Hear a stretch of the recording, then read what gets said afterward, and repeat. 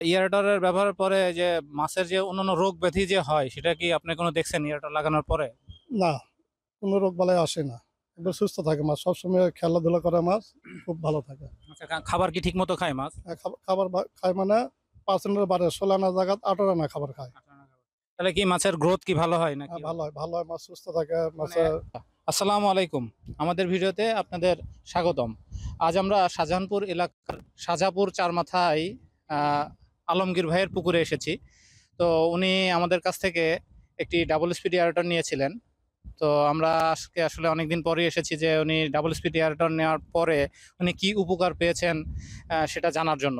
তো চলুন আমরা আলমগীর ভাইয়ের কাছে চলে যাই যে উনি আসলে কি উপকার পেয়েছেন সেটি শুনে আসি। আসসালামু আলাইকুম আলমগীর ভাই, ভালো আছেন? আলহামদুলিল্লাহ ভালো আছি।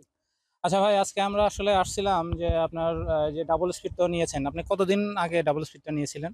আমি ডবল লিছি প্রায় আজ থেকে আগাম গত 3 মাস হইতেছে। 3 মাস? 3 বছর। 3 বছর হচ্ছে, হ্যাঁ, সেটাই বলছি তিন হ্যাঁ, বছর 3 বছর আগে নিয়েছি। অর্ডারটা যখন বন্ধ রাখি হ্যাঁ। তখন মোটামুটি দেখা যায় অ্যামোনিয়া এবং মাছ জায়গা অনেক কিছু সমস্যার সৃষ্টি হয়। আচ্ছা। আর ওটা যখন চালু থাকে এমন অবস্থায় কোনো অ্যামোনিয়া ওষুধ লাগিচ্ছে না, তারপরে আপনার পিএইচ ঠিক থাকিচ্ছে, আর কি মাছ জাগে না, মোটামুটি ভালো আর কি, মোটামুটি ভালো রেজাল্ট পাইছি। আচ্ছা, তার মানে আপনার প্রথম কথা হলো যে এয়ারটার ব্যবহার করার পরে অক্সিজেন সমস্যা সংক্রান্ত আর কোনো সমস্যা কি না, আপনার পুকুরে দেখা না, দিচ্ছে কিনা? আজ থেকে 5-7 দিন আগে আমার মাছ খুব জাগিচ্ছিল। হ্যাঁ। এটা যে কোনো কারণে নষ্ট ছিল, ধরেন যে কয়েকদিন হ্যাঁ। লাগানোর পর দিন থেকে ইনশাল্লাহ মোটামুটি এখন আর ভালো আছে, পুকুর সুস্থ আছে, পুকুর সুস্থ আছে, আচ্ছা। চলছে। আর আপনার এয়ারটার ব্যবহারের পরে আপনার যে অক্সিজেন সংক্রান্ত যে মেডিসিনটা ব্যবহার করা লাগতো সেটা কি আর ব্যবহার করছেন কখনো? না, এটা এক মানে সীমিত আর কি, মানে লাগেই না, লাগে না লাগেই বলে না চলে, বললেই চলে, সেটাই বলতেছি যে লাগে তিন না বছরের চলে, মধ্যে খুব সীমিত আর কি। সীমিত। তাহলে এখন এয়ারটারের ব্যবহারের পরে যে মাছের যে অন্যান্য রোগ ব্যাধি যে হয় সেটা কি আপনি কোনো দেখছেন এয়ারটার লাগানোর পরে? না, কোনো রোগ বালাই আসে না, একবার সুস্থ থাকে মাছ, সবসময় খেলাধুলা করে মাছ খুব ভালো থাকে। আচ্ছা, খাবার কি ঠিক মতো খায় মাছ? খাবার খায় মানে 5 আনার বারে 16 আনা জায়গা 18 আনা খাবার খায়।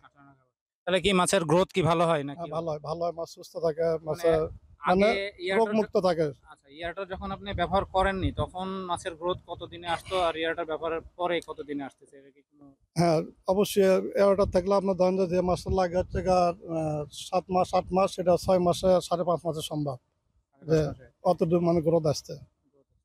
আর তাহলে আপনার আশা মানে যেহেতু রোগ ব্যাধি হচ্ছে না, তাহলে এই সংক্রান্ত যে মেডিসিন গুলো সেটার খরচও অনেক কমে অনেক আসছে। কমে আসছে। কমে আসছে আর কি। আর আপনি 3 বছর যাবত বলতেছেন যে ইয়ারডারটা ইউজ করতেছেন, এমনি এর মধ্যে কি কোনো কি ধরনের প্রবলেম ফেস করছেন কি কোনো? না, এটা সমস্যা যদি আপনার যদি নিউট্রালের একটু যদি দুর্বল থাকে তাহলে হয়তো মোটর পুড়ে যাওয়ার সম্ভাবনা থাকে, আর যদি নিউট্রাল মানে যদি ঠিক থাকে। ডাবল স্পিডার হ্যাঁ, দেওয়ার জন্য আপনার লাইনের ভোল্টেজ হ্যাঁ, অবশ্যই ভালো থাকতে হবে। হ্যাঁ, ভোল্টেজ ভোল্টেজ যদি ভালো ভালো থাকে, না থাকে তাহলে ডাবল স্পিড হ্যাঁ, আসলে ইউজ করা যাবে না। ইউজ মানে করা সেটা যাবে তো না, আপনাদের সমস্যা হয়। আমরা প্রথম থেকে আর বলে দিয়েছিলাম, সেভাবেই আপনি চালাইছেন। মাঝে মধ্যে একটু খালি ক্যাপাসিটার ইয়ে হয়ে যায়, সেটা 1 আধ বছর পর 6 না, মাস সেটা পর তো সেটা সেটা তো আলাদা। হয়, সেটা একটা জিনিস চললে নরমালি সেটার ক্ষয় হয়। তো এছাড়া ডাবল স্পিডার আর তেমন কোনো এখন সমস্যা হয়নি না, আপনার? সমস্যা নেই, ইনশাল্লাহ বড় কোনো আচ্ছা। সমস্যা আচ্ছা, হয়নি। আর আপনার এটা পুকুরের আয়তন কত? কত কতখানি? আমার এই পুকুর আয়তন হচ্ছে আপনার 4.5 বিঘা। 4.5 বিঘা। হ্যাঁ। আচ্ছা, দর্শক দেখতে পাচ্ছেন যে ডাবল স্পিড এয়ারেটর চলছে এখানে। উনি 3 বছর যাবত 3.5 বছর যাবত ডাবল স্পিড এয়ারেটর চালাচ্ছেন, এখন পর্যন্ত ওনার কোনো প্রবলেম হয়নি।